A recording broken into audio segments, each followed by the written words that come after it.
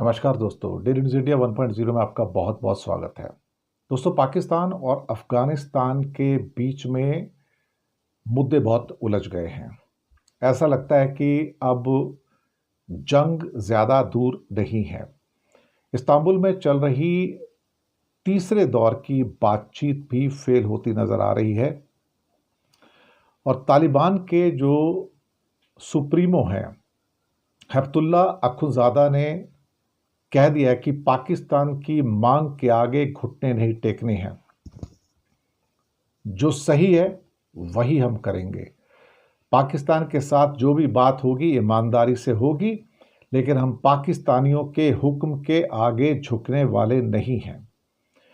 इसका मतलब है कि इस्तांबुल में चल रही जो बातचीत है वो तीसरे दौर की बातचीत भी ऑलमोस्ट फेल हो चुकी है, जिसका कोई ठोस परिणाम नहीं है।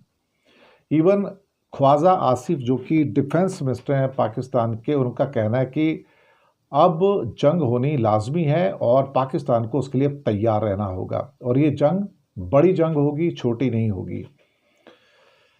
अब मुसीबत ये है कि इस्तांबुल रवाना होने से पहले पाकिस्तान के साथ शांति वार्ता के लिए अफ़गानिस्तान के प्रतिनिधिमंडल ने अखुंज़ादा के साथ लंबी बैठक की थी और कहा था कि कोई भी किसी भी हालात में पाकिस्तान के हुक्म के आगे झुकना नहीं है।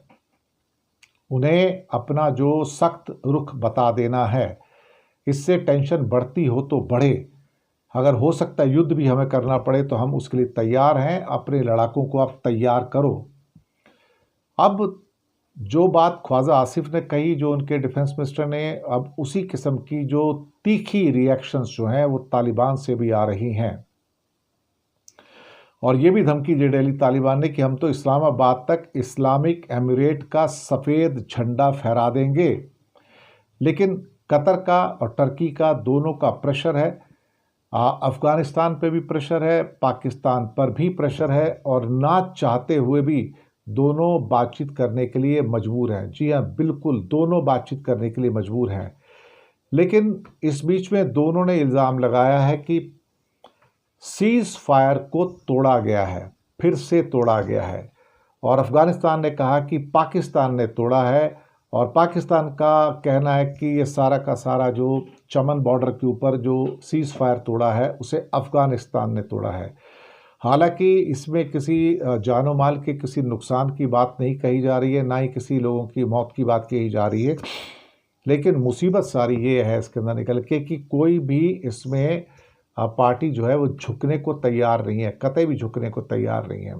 और इन हालातों में अगर ये तीसरे दौर की बातचीत भी इस्तांबुल के अंदर फेल हो जाती है तो ड्यूरेंट लाइन के ऊपर आप एक बार फिर से बड़ी जंग का आगाज़ देख सकते हैं जो ज़्यादा दूर नहीं है। और अगर ये जंग शुरू होती है तो फिर इसमें बड़े पैमाने पर खून खराबा भी होगा, क्योंकि तालिबान कभी किसी से हारा नहीं है। यानी कि जो अफ़गानिस्तान के लड़ाके वो किसी से हारे नहीं हैं, अमेरिका से भी नहीं हारे, रशिया से भी नहीं हारे, तो पाकिस्तान से हारेंगे? मुझे ऐसा नहीं लगता है। शुक्रिया आपका।